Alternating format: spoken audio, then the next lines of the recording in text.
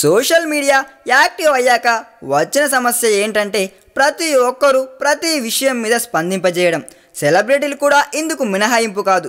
పర్యావసనాలు ఆలోచించకుండా, వాస్తవ పరిస్థితిని గమనించకుండా సెలబ్రిటీలు చేసే కొన్ని కామెంట్లను జనాలకు చిర్రెత్తుకొచ్చేలా చేస్తుంటాయి. తాజాగా మోహన్ లాల్ చేసిన వ్యాఖ్యలు కూడా అలాంటివే. పెద్ద నోట్ల రద్దు నిర్ణయాన్ని సమర్థిస్తూ మోహన్ లాల్ తాజాగా ఓ పెద్ద స్టేట్మెంట్ ఇచ్చాడు. ఈ నిర్ణయాన్ని పొగిడేస్తూ తన బ్లాగుల్లో పెద్ద పోస్ట్ పెట్టాడు. వాట్సాప్లో మిగతా సోషల్ మీడియా ప్లాట్ఫామ్స్లో ఫార్వర్డ్ అవుతున్న మెసేజ్లనే కాస్త అటూ ఇటూ తిప్పి ఈ స్టేట్మెంట్ ఇచ్చినట్లుగా ఉంది. దాన్ని చదివితే సినిమా థియేటర్ల దగ్గర, వైన్ షాపుల దగ్గర, గుళ్ళ దగ్గర నిలబడితే రాని ఇబ్బంది ఏటీఎంల దగ్గర నిలబడితే ఎందుకు వస్తుంది అంటూ ఆయన ప్రశ్నలు సంధించారు.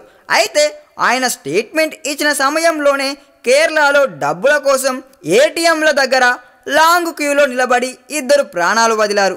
దీంతో జనాలకు మోహన్ లాల్ వ్యాఖ్యలు తీవ్ర ఆగ్రహం తెప్పించాయి. వైన్ షాపుల దగ్గర నిలబడే వారితో ఏటీఎంల దగ్గర నిలబడే వారిని పోల్చడం వివాదానికి కారణమైంది.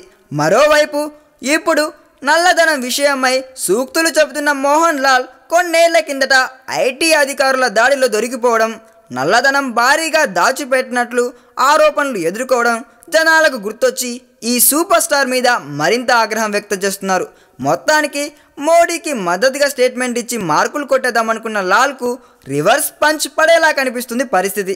ఈ వీడియో మీకు నచ్చినట్లయితే సబ్స్క్రైబ్ చేయండి. ఫిలిమి స్టార్స్ బోలెడంత న్యూస్ బోల్డ్గా.